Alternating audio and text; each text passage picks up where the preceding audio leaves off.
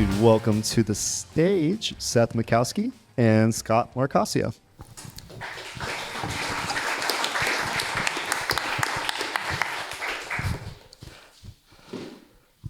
So Seth, we'll start with you because that was a gorgeous video. This journey into, let's move these chairs forward a little.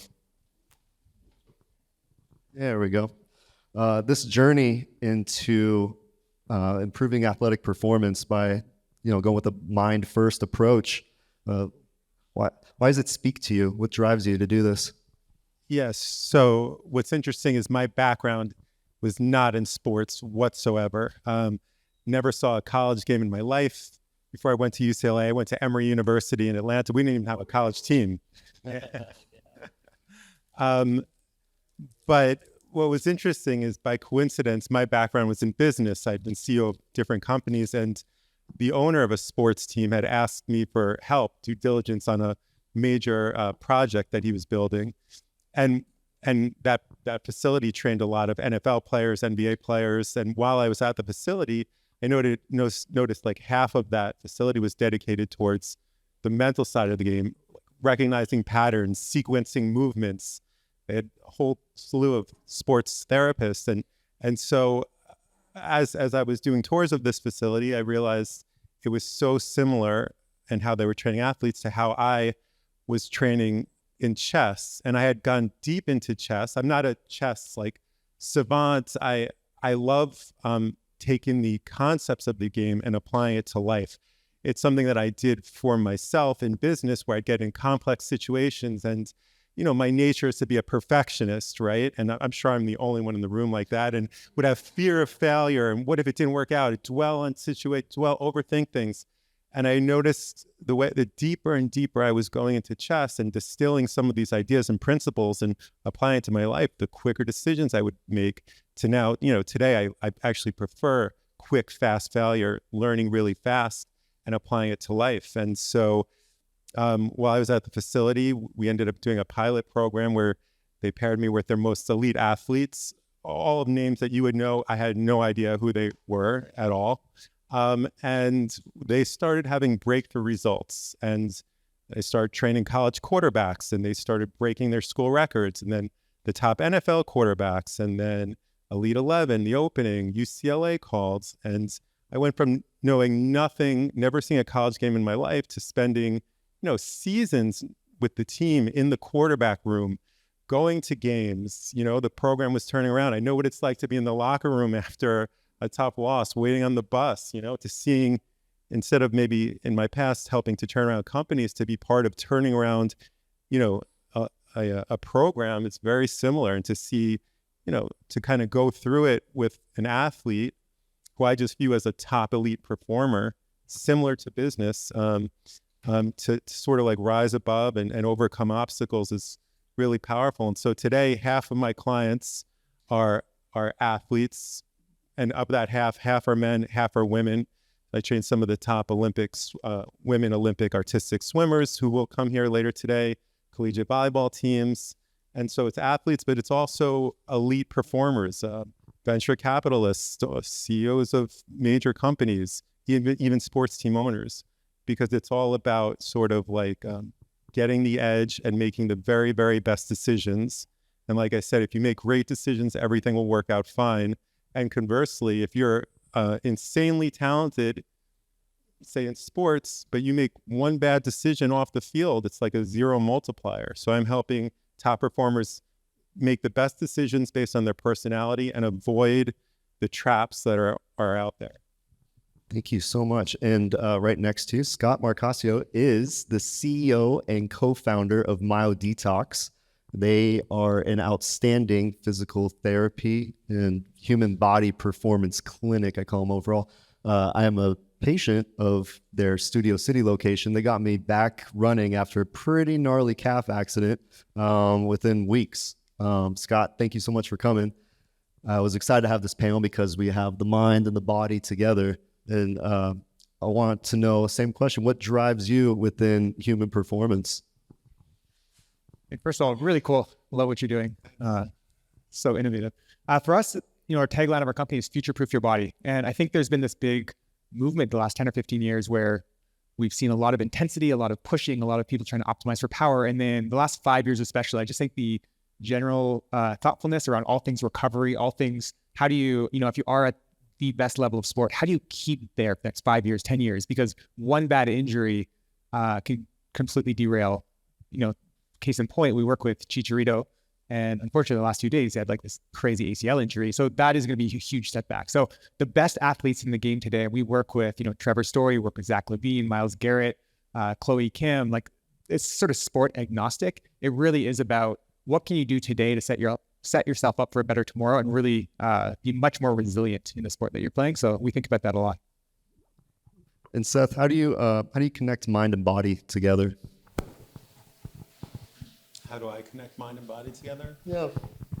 I mean, I think when I'm training, I look at the individual really, and so it's sort of like, so broadly. I mean, how are mind and body connected? I mean, if you ask an athlete when they're going through an injury, what's that like psychologically? What's the handling that? It can be a dark, lonely place, right? And so to be able to kind of understand that it's all a process, even injury is part of the process. But if you can sort of be more efficient in how you handle even setbacks, understand it's part of the process, you can kind of be more efficient in recovery. I mean, there's a million ways between mind and body. If you look at a quarterback, the UCLA quarterback, for example, there's a long form of that video, but a unbelievable athlete. He went from having, when we started 4 years ago, he led the league in the most amount of turnovers in the whole league. And now last year, he was the lowest in the amount of turnovers, right? Same person. Yeah. So it's really decision making, right? And so if you just maybe adjust a risk profile or just even avoiding an injury. In fact, that same quarterback, when we started training, he preferred to run over linebackers, and now he'll slide, and which that may not be good for your business, but in the recovery part, but it's just making good decisions. And we use, the chess component, the concept of like protecting the king, right? And anchoring that so that when you realize like you're the king and don't put yourself in harm's way. So that I could go on forever. Scott, you're the king of the castle at Myodetox. Healthcare innovation, it's a journey. We always see new technologies that come out. When I found Seth, I was like, oh my God, I have to have this guy talk. This is amazing. I've never seen it. Stuff pops up all the time that surprises you. Healthcare, you have to be confident in your approach so that the clients trust you, but you also want to, kind of stay on top of what everyone is, the greatest and latest, so we have the best performance outcomes. How do you manage that as a leader within your organization to make sure that your staff feels like they're providing top new level care confidently? Yeah, we're quite fortunate. So we've got a bunch of clinics in Canada and some in LA. So just this year we'll do over 250,000 one-on-one sessions. So we kind of have this really interesting distribution network, and the consequences, we have a lot of up and coming tech partners come to us and wanting to test in our clinics or trial things. So we end up just by kind of visibility, get to see a ton of stuff. And I think for us, we've got an innovation team, sort of an internal innovation process that we run where the list is very long because we're not going to get through all this stuff, but every day we're getting stuff that's really interesting. And I think maybe just to highlight a few things that we're really excited about. I think there's a big movement of how do you make the invisible visible, right? So whether that's getting, I don't know if anyone's heard of Springbok, this one. So just like these MRI concepts that you can start to really dig in and understand like who is more prone to certain injuries and how do you get ahead of that in therapeutic application. So for that, it's really a mindset of like, we are a pioneer in the category. We're building, I think, the only real consumer brand in the physical therapy space. And because of that, we get to see a lot of this stuff. And I think the last thing to step back is like more than just therapy, these bodies, back to this body mind thing. It's like, is an athlete hydrated, right? Are they eating well? Are we doing blood work to see what's going on under the hood, right? All these things, I think, come back to the foundation of making sure people can, and our therapists are empowered to be able to really help people. Going to follow right back at you. Are there any companies or upcoming partnerships that you could tell us on stage? Pressure. I do have a big one that I cannot share. Well, since that's going to be it was the coming biggest out. meeting of my life recently. Journalists in the crowd, try to push them under embargo. There you go. I think one thing I would highlight, like a couple companies that we are really excited about. I'm not sure anyone that's sort of pre-Nuvo. So they're a consumer brand. They're building it's full body preventative MRI. So our kind of elite level athletes we work with and try to get them in there like once a year annually. And it gives you 500 things. Are there aneurysms? Are there tumors? Are there anything? And I think just, again, this early detection that can lead to either impacting performance or impacting health. And obviously if an athlete has any real health issue, that's going to set them back dramatically. So kind of all things we think about is just holistic healthcare. And, we are the physicality of it, but we just really want to be that partner to, work with other companies that are pushing the envelope as well. Seth, last year we had Dr. Mike McGee come and join us with Venture Rock on stage. And one of his MOs is that as a clinician, he wants to help as many people as possible, but he's only limited by his two hands. And there's just too many humans in the world for himself. Do you ever encounter that where you want to scale, but you have the IP? Like, how do you scale that in your program? Yeah. So, my background was in business. I've grown a lot of different companies, restaurant companies, multiple companies. And those were more, from the jump. We had one restaurant. How do we get to 10? How do we get to 80? How do we get to 1,000? So this is different. This, it's funny. Coulson who's an athlete at UCLA, and Quentin, was an athlete at UCLA now on the Rams. Coulson's intern for me during his injury, and one of the guiding principles here is, it's like this push-pull where we want to grow, but I'm not going to dilute anything on this. It's like zero dilution, right? As far as it's got to be meaningful, right? Like I want to push forward to reach as many people as I can, but I'm not going to just make it hype or just name only. Like, I really want it to be meaningful. So that's the guiding principle. As long as we're doing meaningful things, then we're all for it. But I'm not going to sacrifice that. I think a lot of founders in the room resonate with that, where you start something, it could be like, this is my baby and I want the quality there. And hiring is a very tough process, even though there's so many people looking for jobs. It's who's the right employee to grow this with. And then, on the VC side in the room, it's like, hey, we want to scale you guys up, but you have this counterbalance. So being able to manage that relationship is really important. Any experience over there with that, with your investors? Yeah, to speak to founders in the room or anyone that's like managing a team, I just think fundamentally every company is a personal development org, and business to me is just a vehicle to develop your best people. I think we're seeing a huge shift, especially as you start to manage more millennials and Gen Z.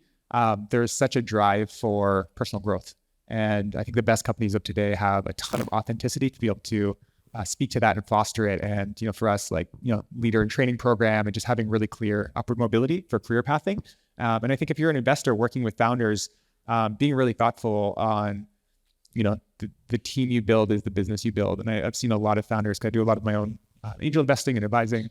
And I just think a lot of people hire folks that are too much like them versus trying to fill a specific role. So I think quality of team really dictates so much of the outcome, and keeping in mind like every opportunity to develop that team and coach them. And, for us, probably the top 30 people in the company, we have like an executive coach that we have work with them on a weekly basis on like emotional issues and things that they're working through in their personal life, because we know that directly translates into how they show up as managers or leaders or with their patients, for example. So really, I think this younger generation coming up is much more about integrating their whole self with work, and the best companies and investors that also appreciate that will, I think, see a lot of success.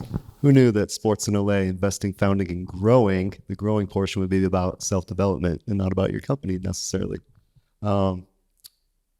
Let's talk about growing a little bit more, marketing. We'll go back to you first. What has been your approach to, getting that reputation within consumers? Yeah, we kind of got lightning in a bottle in a sense. My co-founder is a physical therapist. I met him in 2015 as a patient, and he started doing some really great content marketing on Instagram.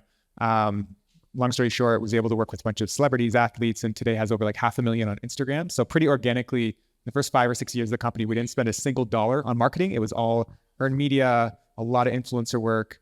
We had this, I think maybe 2 years into the company, we had like $5,000 left in the bank account. We bootstrapped the company the first 4 years, and we were at some expo, I think the LA Fit Expo. And I remember we went out with all these influencers, and we ended up buying the bottles at the club because we're like, this is the only way we can get in the inner circle. So we spent like our last $5,000 on bottles, but it worked out in a very meaningful way. So, but look, I think marketing again is, the authentic story.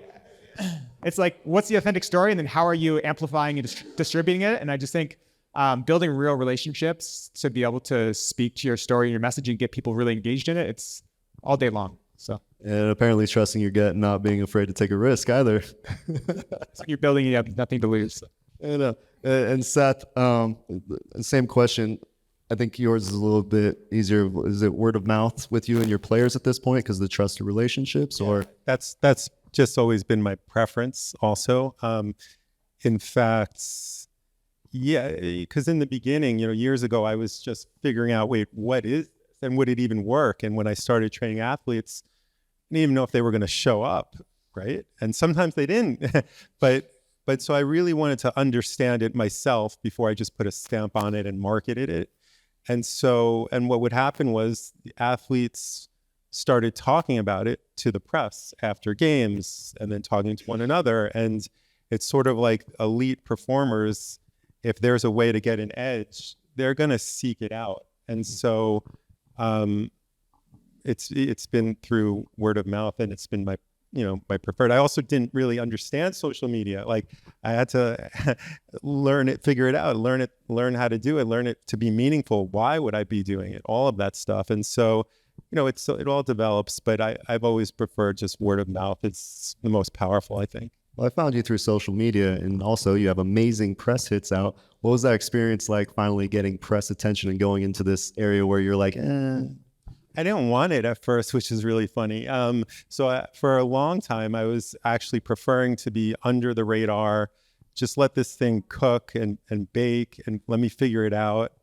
And then even understanding, and then what would happen was athletes would talk about it, and then the press started picking up on it, and then it started taking a life of its own. And so now I'm beginning to understand social media a little bit more with like, what is my intention behind it, right? Like, why am I doing it? What's the goal? What's the end game? But yeah, I mean, I guess it's picking up steam. The more we engineer it and design it in meaningful ways and can reach more people, the more we connect. I want to open this up for Q&A into the crowd. Do we have any questions? Yeah, we got one. Hold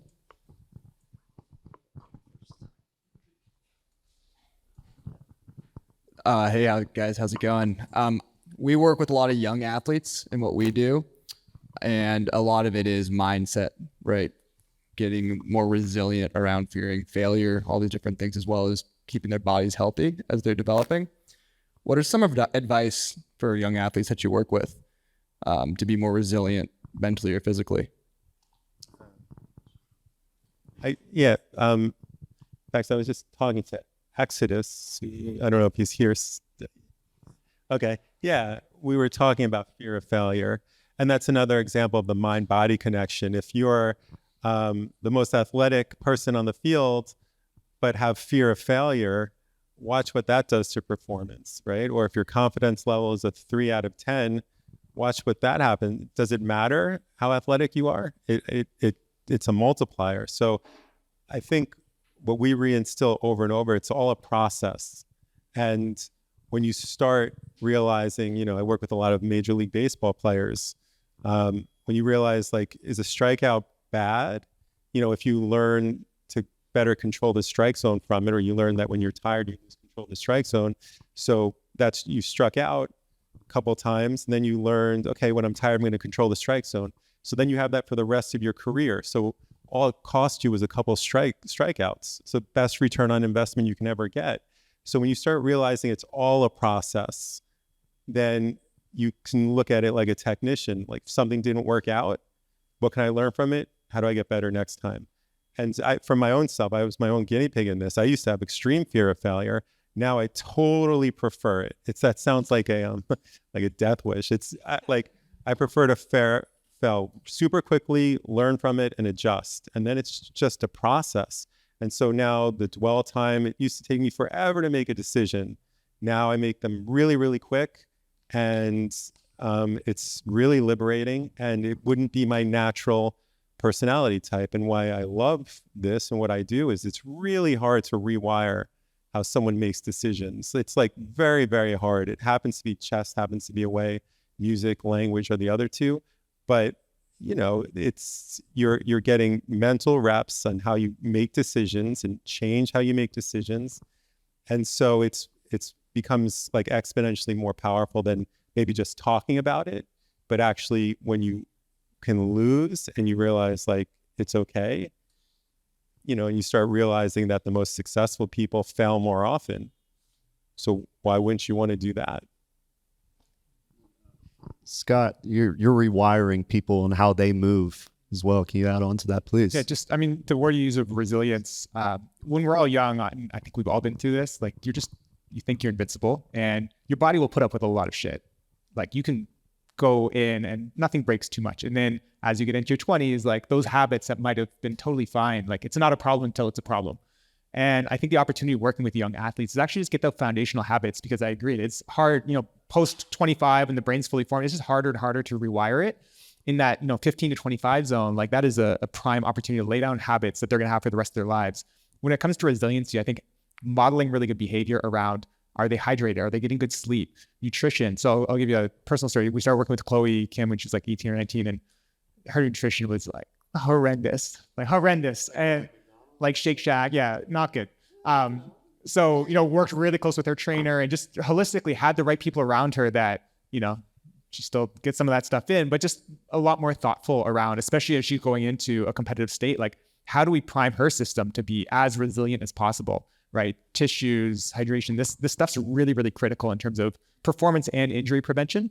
So I think it's just such an incredible opportunity with young athletes, especially to make sure they're performing, but also set them up for the rest of their lives to actually have like a healthy foundation of how they approach all these factors, sleep, mindset, breath work, meditation, stress management. These are all like fundamental things that lead to higher performance. Was there like a catalyst or something in your life that made you leave your previous space or industry and move into working with athletes? So the owner of a sports team, of a Los Angeles sports team, had called me to do this sports project. And he was looking at merging sports into the industry that I was in, which was, let's say, hospitality and restaurants. And I would be with him. Probably could have met with him every 2 weeks, but I ended up meeting with him like 3 times a week because I wanted to. At his house, I'd be there and I'd be exposed to, the president of a major team would call him for trades, and the exposure was really interesting. And I started thinking like, well, he's trying to apply, he's kind of saying, well, fans going to a sporting events is just like a guest going to a restaurant. They're looking for like an escape and entertainment. And so I started becoming intrigued, and I said, well, maybe if he's looking at it like that, maybe I can reverse that and say, maybe I can use my skill set and apply it into his industry. And so I started just taking steps. I reached out and I called. I didn't know anyone. Like literally, one of the first athletes that they were going to put me with was, they're like, oh, I think Jared Goff would be really good for you. And I'm like, okay. I'm like, and afterwards, I'm like, so who is the golfer you were mentioning? And they're like, no, Jared Goff. He's the quarterback of the Rams. I'm like, yeah, okay. No idea. But I just took steps and I just started showing up, and it was hard at first, right? Like, cause I would drive, one of them was like the Sports Academy in Thousand Oaks, which became this Mamba Sports Academy. And it'd take like an hour and a half to get there. And there would be times where I'd show up there, with like a chess set, to meet with an athlete, and then like I get there, and then like I get a text like, "Oh, sorry, bro, can't make it today." I'm like, "Okay, cool, yeah, no problem." And I'd be like at the snack bar, like on a Friday, like now, like with a chest set, thinking like, "What the hell am I doing with my life?" All my friends are in banking and real estate. I'm like, "Did I make a wrong turn here, like somewhere? Like, what am I doing?" And take me 2 hours to get home. But then I just kept showing up, and then one time I was in a meeting with Kobe Bryant, just me and a few other athletes. And one time, some of the top college quarterbacks were coming through, and I got to train them, and they started seeing how they, it changed how they saw the game. So it was just, you just got to show up and be interested. And I started, it was inside of me, and I wanted to pursue it. And so with a lot of the clients that I coach now, I really like, if there's something inside of you, to like express it, not just repress it, not say it's crazy, and so that's how it started. All right. So question for you, Seth. Obviously it's pretty profound what you're doing. What is the youngest foundational age that you would start this type of training? And then question for you as well, in regards to like working with athletes, like foundational ages, 9, 10, 11, how does sports performance work in that? Yes. So when I was, I had my own advisory group going to businesses and companies, but one day a week I was volunteering at a school just because I wanted to give back. I thought this was a good framework to help improve our education system. So I was volunteering in a school one day a week, and there were kids anywhere from like probably 8 to 11, and then the parents started asking me to train their families. So I was training 6-year-olds and 5-year-olds, and they're smart. 5-year-olds and 6-year-olds are so much smarter than I think people think, and they can learn really quick, and they're learning. So I remember one of the parents was just like, he wants to win so badly that he's cheating when he plays his parents. And of course, by the way, you can see that arc play out, right, with people who cheat down the line. And so